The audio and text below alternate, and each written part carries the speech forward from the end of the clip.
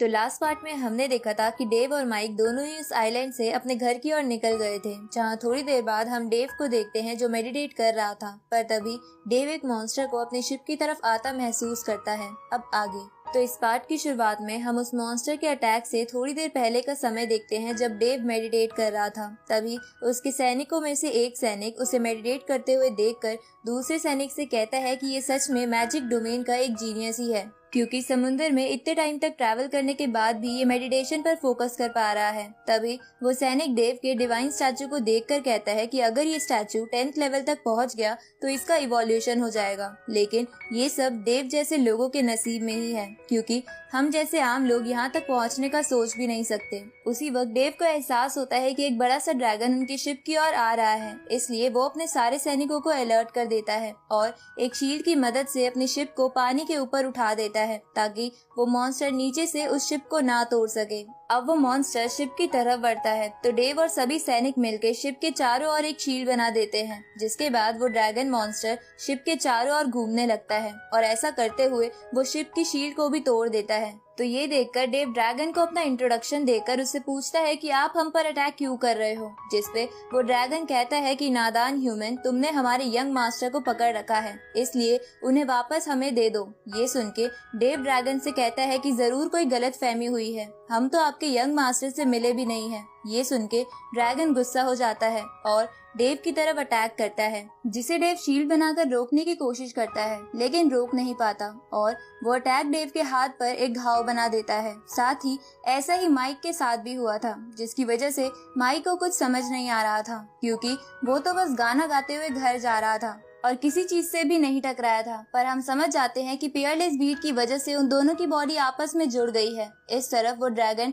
Dave से कहता है कि तुम बस एक ह्यूमन हो, तो मुझसे टकराने की मत सोचो। उसी वक्त डेव और माइक के सामने एक सिंबल बन जाता है और उसमें से एक आवाज उन्हें कहती है कि पियरलेस बीट 2 हिस्सों में टूट गया है, इसलिए अब तुम दोनों एक ही लाइफ जियोगे। तभी वो दोनों उस सिंबल को देखकर चौंकते हुए उसे टच करते हैं, जिसकी वजह से माइक डेव की शिप में टेलीपोर्ट हो जाता है। जिसके बाद माइक डेव से कहता है कि ये अभी अभी क्या हुआ है। उसी वक्त माइक उस ड्रैगन को देखता है और उससे डर के डेव के पीछे छुप जाता है। तभी वो ड्रैगन उन दोनों को कहता है कि तुमने मेरे यंग मास्टर को तो पकड़ लिया और अब मेरी डिसरिस्पेक्ट करने की कोशिश कर रहे हो, इसलिए अब मैं तुम सबको मार दूंगा। ये सुन के डेव ड्रैगन को कहता है कि जरूर कोई मिसअंडरस्टैंडिंग हुई है। तभी माइक डेव की तरफ इशारा करके ड्रैगन से कहता है कि सारी गलती तो इसकी है, तो तुम मुझे क्यों मारोगे। इसके बाद माइक अपने विंग्स की मदद से उस शिप से थोड़ी दूर चला जाता है, पर तभी वो ड्रैगन 2 वाटर ड्रैगन की फॉर्म ले लेता है, जिसमें से एक डेव और उसकी शिप पर अटैक करता है और दूसरा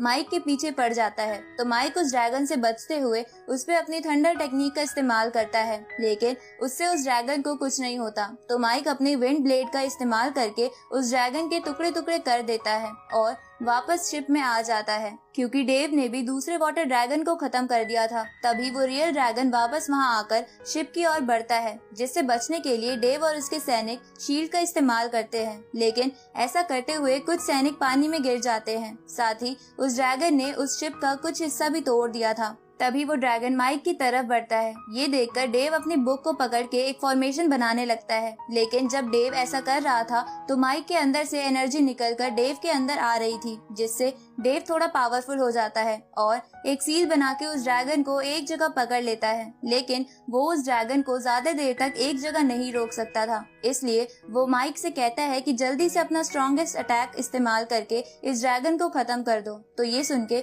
माइक अपना स्ट्रॉन्गेस्ट अटैक तैयार करने लगता है, लेकिन माइक के पास उस अटैक को पूरा करने के लिए सफिशिएंट एनर्जी नहीं बची थी। तभी डेव के अंदर से थोड़ी एनर्जी निकल के माइक के अंदर चली जाती है, जिसकी वजह से माइक उस अटैक को कंप्लीट कर लेता है और उसका इस्तेमाल ड्रैगन पर करता है, जिसकी वजह से वो ड्रैगन इंजर्ड होके पानी में गिर जाता है, लेकिन वो फिर से वापस वहां आ जाता है। तो ये देखकर डेव अपने सैनिकों के साथ मिलकर अपना डिवाइन स्टैचू तैयार करता है और माइक से कहता है कि जब वो ड्रैगन यहाँ आएगा तो मैं इस स्टैचू की सारी पावर तुम्हारे अंदर डाल दूंगा, जिसके बाद तुम उस ड्रैगन को मार देना। जिसपे माइक घबरा कर कहता है कि पर अगर मैं फेल हो गया तो हम सब मारे जाएंगे। ये सुन के डेव माइक का कॉन्फिडेंस बढ़ाने के लिए उसे कहता है कि क्या तुम डर गए, जिसके बाद माइक पूरे कॉन्फिडेंस के साथ ड्रैगन की तरफ बढ़ता है तभी डेव उस स्टैचू का कंट्रोल माइक को देता है, जिसके बाद माइक एक वेपन बाहर निकालता है और उस स्टैचू की मदद से उस ड्रैगन पे जोरदार अटैक करने लगता है, जिसकी वजह से उस ड्रैगन के दांत टूट जाते हैं और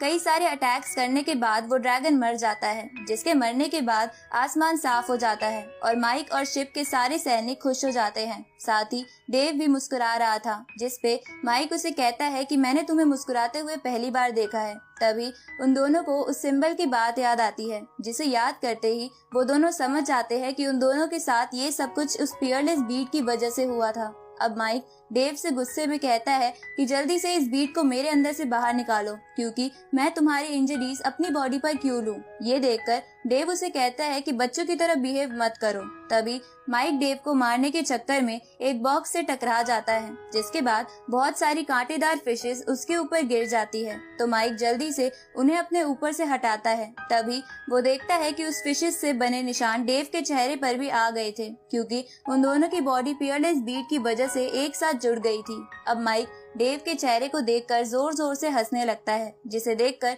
डेव को गुस्सा आ जाता है और वो उस फिश से भरा एक और बॉक्स माइक के ऊपर गिर देता है, जिसकी वजह से माइक की चीख निकल जाती है। अब थोड़ी देर बाद वो दोनों शांत होकर एक जगह बैठते हैं, जहां हम देखते हैं कि उन फिशेस की वजह से उन दोनों का चेहरा सूज गया था। अब माइक डेव से कहता है कि अगर मैं तुमसे अटैच ना होता तो तुमको अब तक मार देता, जिसपे डेव उसे कहता है कि पर तुम ऐसा नहीं कर सकते, क्योंकि अगर तुम मुझे चोट पहुंचाओगे तो फियरलेस बीट की वजह से तुम्हें भी चोट लगेगी। साथ ही इस फियरलेस बीट के कई और फंक्शन भी है, जिसमें से एक हम दोनों की एनर्जी एक दूसरे में ट्रांसफर करना, जैसा कि हमारे साथ ड्रैगन से लड़ते हुए हुआ था। ये सुन के माइक कहता है कि ये तो बहुत अच्छा फंक्शन है। तभी डेव उस फियरलेस बीट के तीसरे फंक्शन के बारे में बताता है, जो था टेलीपोर्टेशन, क्योंकि उसी की वजह से माइक डेव की शिप पर आया था। अब उस टेलीपोर्टेशन को चेक करने के लिए वो दोनों फिर से वही बात रिपीट करते हैं जो उस सिंबल ने उन दोनों से बोली थी, लेकिन इससे कुछ नहीं होता। ये सुन के माइक अलग अलग पोजीशन बनाकर बार बार वो बातें रिपीट करके देखता है,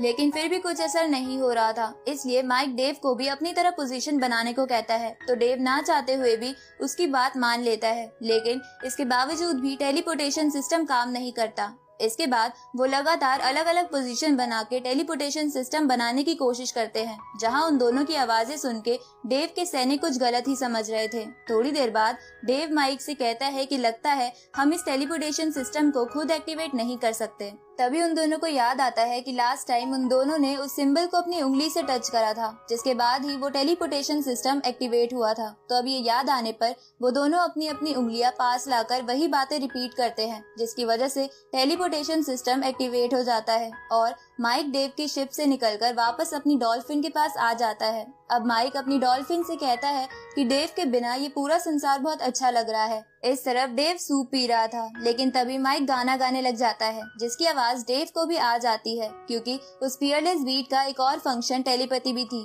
अब माइक की बेसुरी आवाज सुन के डेव परेशान होने लगता है और अपने गाल पर जोर से चांटा मारता है, जो चांटा माइक को भी लगता है और वो पानी में गिर जाता है, जिसकी वजह से माइक को भी गुस्सा आ जाता है। तभी माइक कहता है कि क्या अब डेव मेरी सारी बातें सुन लेगा, फिर तो मेरी कोई प्राइवेसी बची ही नहीं। उसी वक्त डेव माइक को चुप करने के लिए एक और थप्पड़ मारता है, जिसकी वजह से माइक को बहुत ज्यादा गुस्सा आ जाता है और वो अपनी डॉल्फिन की चोंच पर कूद जाता है, जिसकी वजह से उन दोनों की चीख निकल जाती है। और यहीं पर ये पार्ट खत्म होता है।